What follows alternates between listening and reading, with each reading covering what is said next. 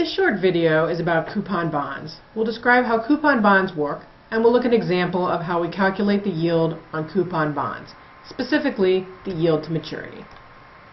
So how do coupon bonds work? Well, as a debt obligation, as an IOU from the bond purchaser to the bond issuer, coupon bonds have several elements. The first of these is a purchase price, that we often denote with the capital P.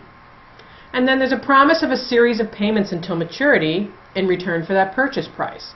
These payments consist of a face value at maturity. The face value of a bond is often known as its principal payment or its par value.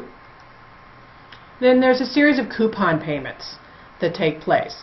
Now these coupon payments, typically by convention, especially in the United States, occur semi-annually. So coupon bond owners expect an interest payment or coupon payment every 6 months.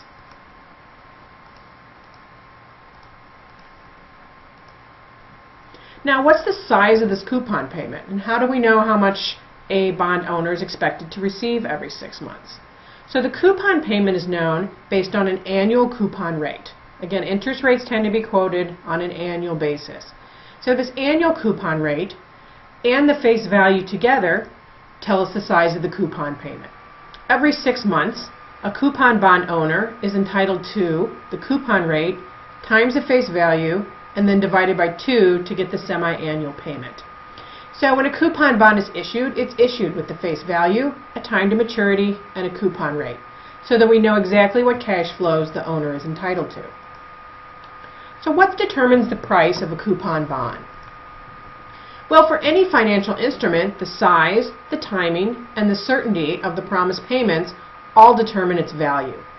In this case, we're going to assume certainty, so we're not going to be worried about default risk when we're calculating value and the implied yield on a coupon bond.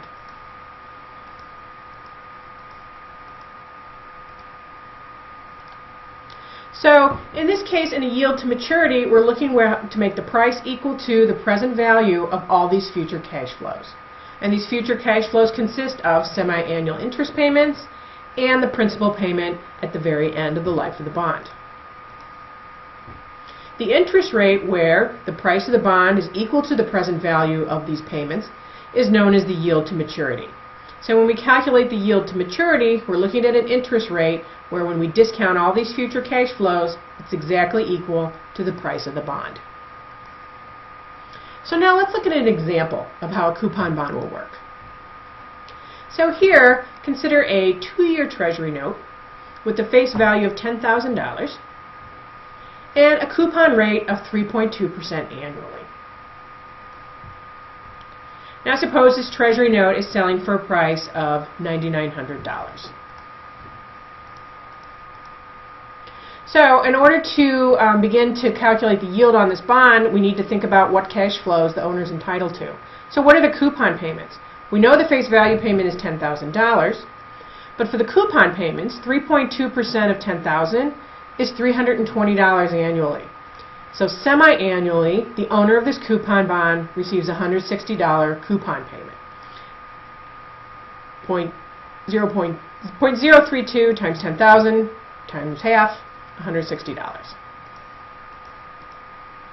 So now what are the cash flows of the bond, now that we have all this information? Well, let's do a timeline. So at 6 months after purchase, the first interest payment is $160. Then at 1 year, another $160. A year and a half, $160. And finally, the last payment on this bond will be the final interest payment of $160 and the principal payment of $10,000. These are the future cash flows that are discounted to the present for a total of 4 semi-annual payments to the owner of the bond. So the yield to maturity is going to solve the equation right here. $9,900 is the purchase price of the bond, and we want to know a discount rate that's going to make it equal to these future cash flows. Now, notice that cash flows aren't received annually, they're received every 6 months. So this I2 here is a 6-month interest rate. And we can actually calculate in a spreadsheet what this I2 is going to be, and then we'll make an adjustment so that we have an annual yield to maturity. First, how do I get this 1.86%? Well, let's pop over to a spreadsheet.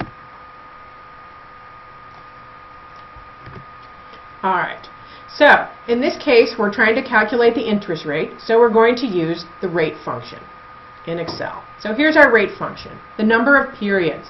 So the number of periods is the time between how many cash flow payments we receive. So those are 4. It's a 2-year Treasury note, payments every 6 months mean there's 4 payment periods. What are the payments? The payments are the interest payments of $160. What is the present value? That's the purchase price.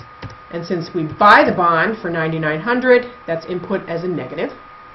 And finally, the future value is $10,000. And when we input that, we do indeed get 1.86%. Now, that is a 6-month rate. So we actually need to compound that over the 6-month, 2 6-month periods in a year in order to get an annual rate. So,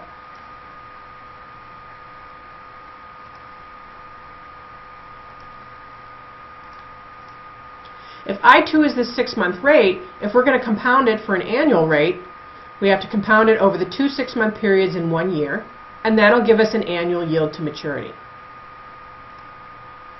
The yield to maturity is also an effective annual yield.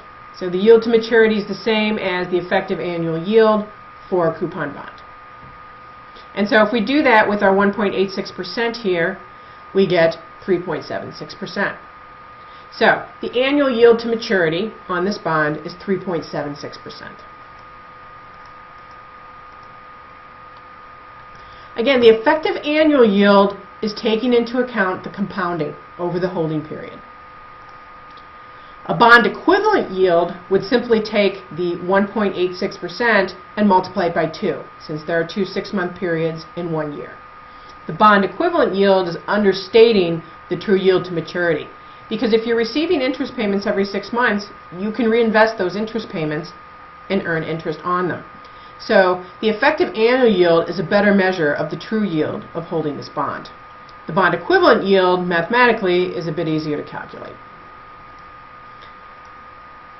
So a bond equivalent yield is an annualized yield, but it's not really taking account the compounding, and therefore it understates the true yield to maturity. And to see how, let's calculate the bond equivalent yield for the example that we've just done.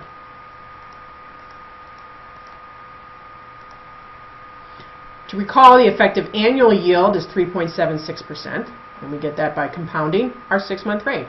For the bond equivalent yield, we're just going to multiply the 6-month rate by 2, and what do we get? 3.72%. In this case, they're close because this is only a 2-year bond. For longer-term bonds, there'll be a bigger difference between these two numbers. But here, in this case, they're fairly close, but indeed, the bond equivalent yield understates the true yield to maturity.